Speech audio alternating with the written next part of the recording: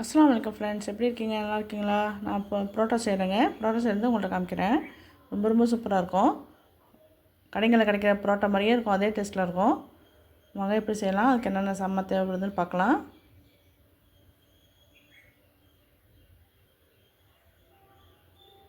இப்போ ஒரு பவுலில் வந்துங்க 2 கப்பு மைதா மாவு சேர்த்துக்கிறேன். அதே 2 கப்பு கோதுமை மாவு சேர்த்துக்கிறேன். ரெண்டையும் நான் மிக்ஸ் பண்ணி தாங்க நான் இப்போ ரொட்டி செய்ய போகிறேன்.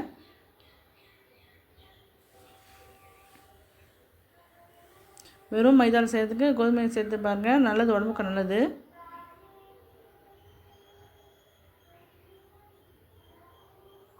ரெண்டு மாவு சேர்க்கறதுனால கொஞ்சம் நல்லா மிக்ஸ் பண்ணி விடணும்.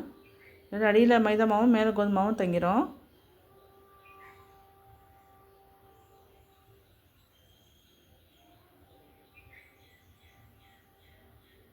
பால் வந்து 1/4 டம்ளர் சேர்த்துக்கிறேன்.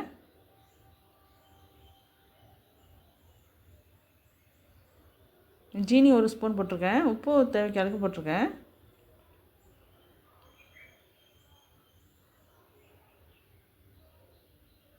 நெய் வந்து 2 ஸ்பூன் போடுறேன்.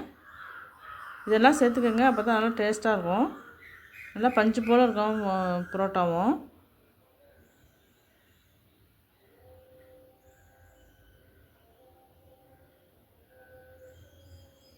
தண்ணி வந்து கொஞ்சம் கொஞ்சமாக சேர்த்து பசையணுங்க.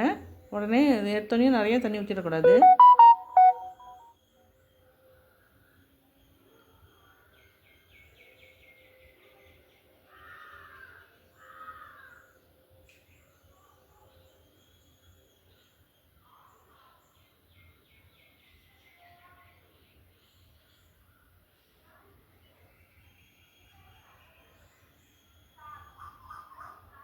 இந்த மாதிரி கொஞ்சம் கொஞ்சமாக சேர்த்தாங்க நம்ம இப்போ செய்யணும்.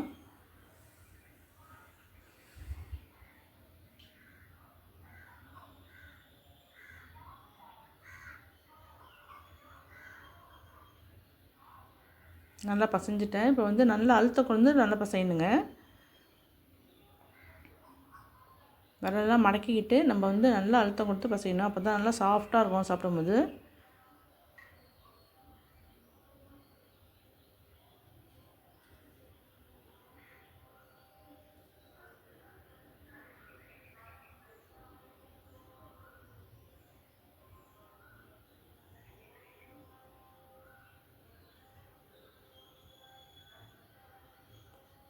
நல்லா பசைஞ்சிட்டேன். இப்போ ரவுண்ட் பண்ணிக்கணும் பசைஞ்ச மாவை.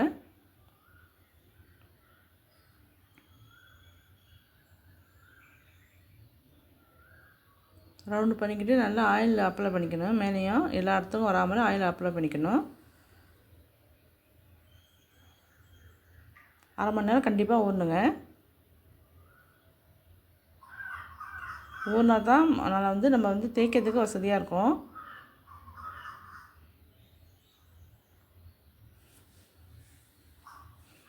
இல்லாட்டி தேய்க்க வராது. உடனே நம்ம வந்து பசஞ்சோடனே செஞ்சாக்க தேய்க்க வராது.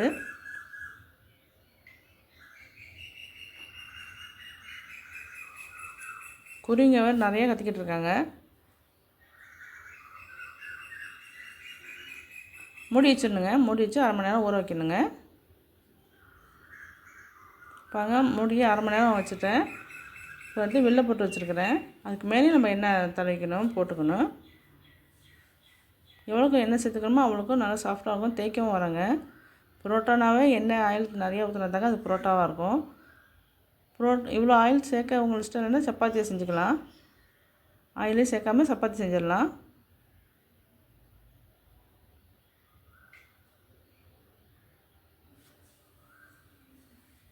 ஹோட்டல்காரங்க புரோட்டா நல்லா சாஃப்டாக இருக்குன்னாக்கா அதில் இந்த மாதிரி ஆயில் நெய் நிறையா ஊற்றுவாங்க. அதனால தான் அவங்க புரோட்டா நல்லா டேஸ்ட்டாக இருக்கும்.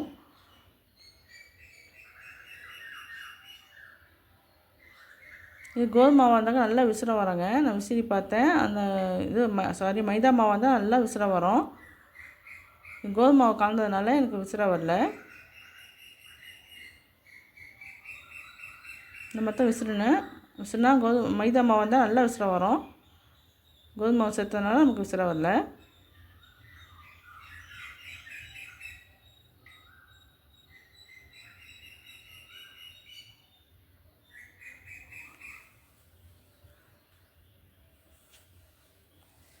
இப்போ கொஞ்சம் ஆயில் சேர்த்துக்கிறேன்.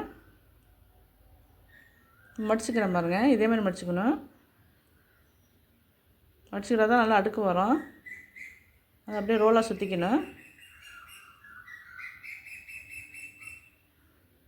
அவ்வளோதாங்க, பரோட்டா தேய்ச்சாச்சு.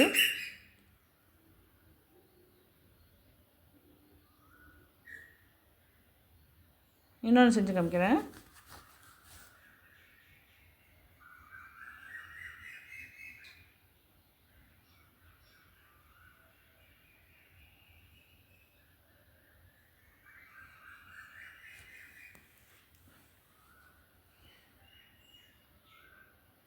மாவு நல்லா பசைது இருக்குங்க. இப்போ நல்லா பசையணும். நல்லா 1/2 மணி நேரம் ஊறணும். ஊறினா நம்ம இஷ்டத்துக்கு நம்ம மாவு நல்லா தேய்க்கலாம்.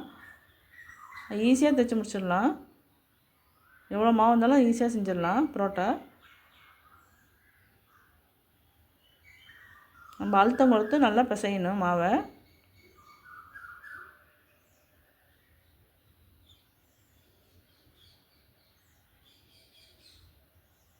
இந்த மாதிரி அடுக்கடுக்காக நம்ம கொண்டு வரணும். கொண்டு வந்து ரோலாக சுற்றிக்கணும்.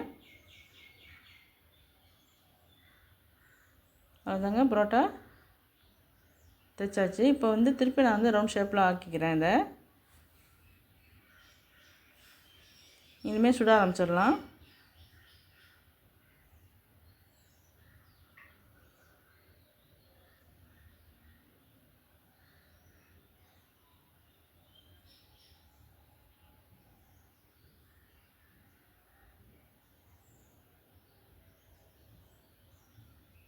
அவ்வளோதாங்க, பரோட்டா ரெடி ஆகிடுச்சு. நம்ம இன்னும் சுடுற வேலை தான். மேலேயே நல்லா க்ளீன் பண்ணி தாங்க நான் தைக்கிறேன் இப்போ மாவை.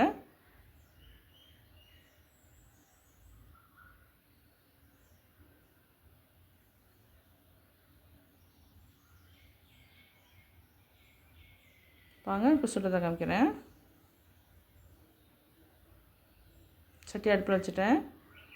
நெய் போட்டுக்கிறேங்க. நெய் போட்டால் தாங்க நல்லா டேஸ்ட்டாக இருக்கும்.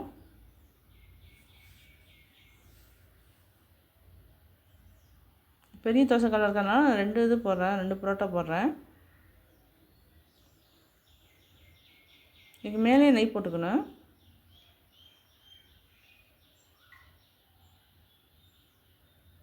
பரோட்டா அடிக்கடி சாப்பிடக்கூடாதுங்க. எப்போயாச்சும் சாப்பிட்டு இந்த மாதிரி டேஸ்ட்டாக செஞ்சு சாப்பிட்லாம்.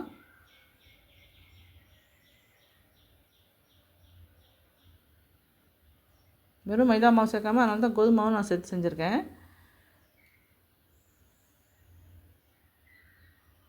2 நிமிஷம் திருப்பி திருப்பி போடணுங்க. போட்டால் தான் நல்லா வேகும் பரோட்டா. நல்லா வெந்துடுச்சு. மேலே பாருங்கள் கொஞ்சம் சிவப்பு கலரில் வருது பாருங்கள். இந்த மாதிரி இருக்கணும். எடுத்து இது முன்னுமே அடிக்கணுங்க. இதை அடித்தா தான் நல்லா அந்த மேலே வந்து அந்த லேயராக வரும் நமக்கு. உடனே அடிச்சிடணும். சூடாக இருக்கும்போதே அடிக்கணும். பாருங்கள் அப்படியே லேயராக வருது பாருங்கள்.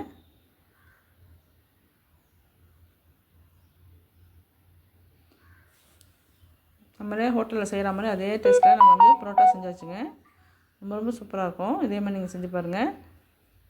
செஞ்சு பார்த்துட்டு எப்படி இருக்குன்னு சொல்லுங்கள். கூட கோழி குழம்பு இருக்குங்க, அதையும் வச்சுருக்கேன். எப்படி இருக்குன்னு சொல்லுங்கள். இது வரைக்கும் சேனலை பார்த்துக்கு ரொம்ப ரொம்ப நன்றிங்க. தேங்க்ஸ் ஃபார் வாட்சிங்.